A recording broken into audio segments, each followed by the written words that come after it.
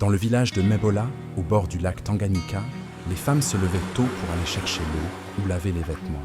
Mais une seule fille attirait les regards et les oreilles chaque matin. Amina, la fille du forgeron. Elle avait hérité de sa mère défunte, une voix si belle qu'on disait qu'elle venait des ancêtres eux-mêmes. Quand Amina chantait, même les oiseaux se taisaient. On l'appelait la voix du matin. Les jeunes hommes rêvaient de l'épouser, mais aucun ne parvenait à conquérir son cœur. Amina, elle, rêvait d'un amour différent, un amour né du mystère, pas des apparences. Un matin, alors que la brume n'était pas encore levée sur le lac, Amina aperçut une silhouette dans une pirogue noire comme l'ébène. Le pêcheur ne parlait à personne.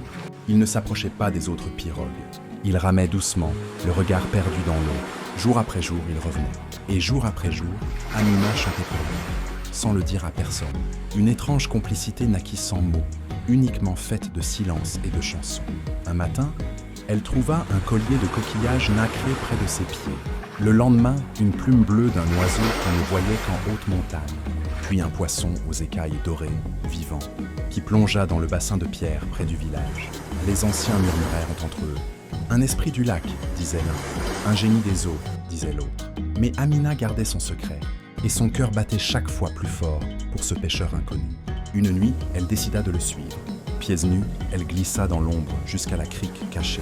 Elle le vit plonger dans les eaux sombres et rester sous la surface bien trop longtemps pour un homme. Quand il émergea, sa peau brillait de reflets argentés. Ses cheveux étaient tissés d'algues fines et ses yeux luisaient comme ceux des poissons nocturnes. « Tu ne devrais pas être ici, » dit-il, surpris mais pas en colère. « Je devais savoir. Tu n'es pas comme les autres. » Il baissa les yeux. « Je suis fils du lac. Ma mère était un esprit d'eau. Chaque jour, je deviens homme quand le chant d'une femme me rappelle l'amour humain. Et chaque nuit, je redeviens ce que je suis. » Amina ne recula pas. Elle s'approcha, prit sa main froide mais douce. « Je t'aime, même si tu n'es pas tout à fait homme. Si tu es entre deux mondes, alors je veux être ton pont. » Il hésita, puis il sourit. Un sourire rare comme un lever de lune. Cette nuit-là, Amina plongea avec lui dans le lac. Les villageois ne la revirent jamais, mais son père retrouva un matin, près de la rive, un tissu brodé d'or avec les initiales d'Amina et une pierre en forme de cœur faite de nacre pure. Lorsqu'Amina plongea avec le pêcheur, elle sentit d'abord le froid, puis une douce chaleur l'enveloppait. Le lac s'ouvrit comme une porte secrète. Au fond, caché aux yeux des hommes, se trouvait un royaume de lumière liquide, habité par les esprits de l'eau, les poissons anciens et les gardiens du silence. Le pêcheur l'y mena, la main toujours dans la sienne. Là, elle découvrit sa vraie identité. Il s'appelait Kayalo, fils de magie, reine des profondeurs et d'un pêcheur humain disparu depuis longtemps. Les esprits accueillirent Amina, mais la reine Magie, elle, était méfiante. « Tu es humaine, tu apportes l'amour, mais aussi la peur, la jalousie, l'oubli. » Amina ne répondit pas. Elle s'inclina et chanta. Sa voix, pure et vibrante, fit trembler les courants du lac. Magie, touchée malgré elle, la laissa rester, mais à une condition. « Tu ne pourras pas retourner à la surface, sauf si ton cœur doute. Si un jour, tu doutes de ton amour pour mon fils, les eaux te rejetteront. » Amina accepta. Elle vivait désormais entre les songes et les coraux, auprès de Kialo. Un jour, alors que le lac était troublé par des vents venus du sud, les eaux devinrent sombres et agitées. Une créature ancienne, appelée Mulumbu, l'esprit du chagrin noyé, s'éveilla. Elle n'aimait pas les unions entre humains et esprits. Mulumbu se dressa dans le royaume, semant la peur. Elle jeta une malédiction. Amina perdra sa voix si elle reste. Kialo voulut la protéger. Il offrit son propre chant, un vieux chant d'homme-poisson, pour contrer la malédiction. Mais cela ne suffisait pas. Alors Amina affronta Mulumbu. Elle chanta non pas avec sa voix, mais avec son souvenir. Elle fit surgir des images de son père, de son village, de sa mère. Mulumbu, esprit né d'un chagrin, fut apaisé par ce chant de mémoire. Elle s'effaça dans les ténèbres du lac et Amina fut sauvée. Pendant ce temps, au village, le père d'Amina, Bako le forgeron, n'avait jamais cessé d'attendre. Chaque matin, il allait au bord du lac, parlant au vent, offrant des fleurs sauvages, espérant le retour de sa fille. Un soir, dans un rêve, Amina lui apparut. Elle chantait sous la lune, les yeux remplis de lumière. Au matin, Bako fabriqua une flûte en ivoire et joua une mélodie qui portait jusqu'au cœur du lac. Ce chant fit pleurer les poissons. Amina, au fond de l'eau, entendit l'appel de son père. Elle pleura aussi, car son cœur était désormais partagé entre deux mondes. Kialo vit les larmes d'Amina.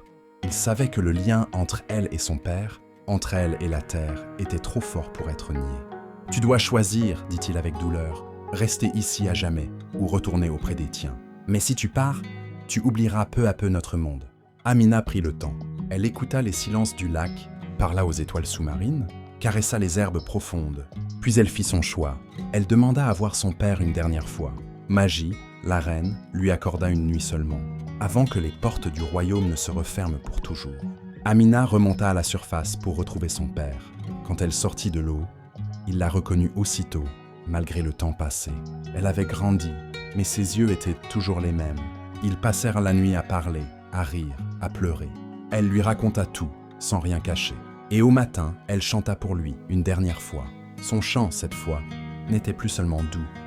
Il portait les souvenirs du lac, les silences de Kialo, l'amour éternel et le sacrifice. Puis, sans un mot, elle retourna dans l'eau. On dit qu'au fond du lac, Amina vit encore auprès de Kialo.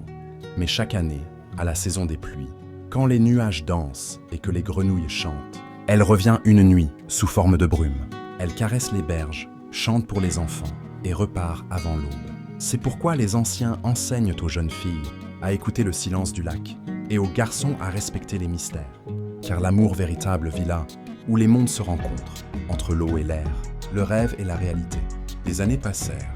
Le village de Mebola changea, mais les anciens se souvenaient encore d'Amina et de son chant. Une rumeur commença à se répandre. Des enfants nés au bord du lac avaient les yeux brillants comme des perles et pouvaient rester longtemps sous l'eau sans respirer. Leurs parents disaient qu'ils rêvaient souvent d'une femme qui chantait dans les profondeurs. On les appela les enfants de la brume.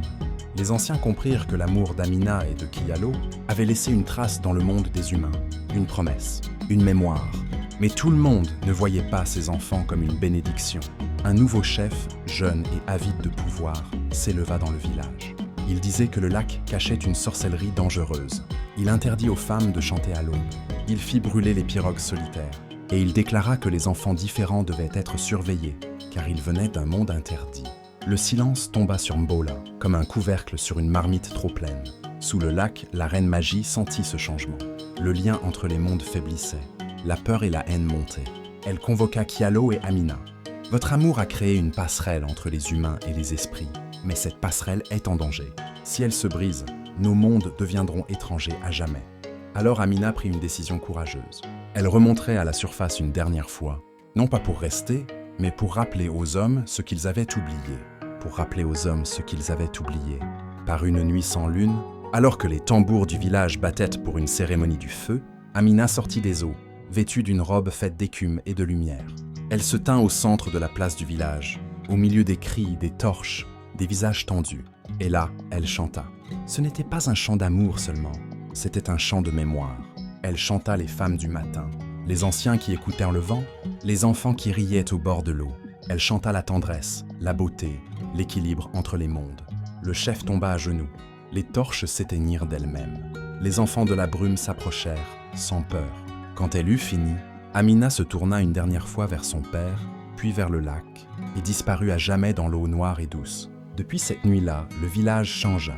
On construisit une pierre sacrée près de la rive, en mémoire d'Amina. Les chants du matin revinrent. Les enfants de la brume grandirent, devenant des passeurs entre les générations. Et parfois, quand un cœur est pur, quand un amour dépasse le visible, le lac s'ouvre un instant. On dit alors qu'Amina et Kialo s'embrassent sous les étoiles, là où l'eau touche le ciel et où les cœurs osent aimer sans frontières.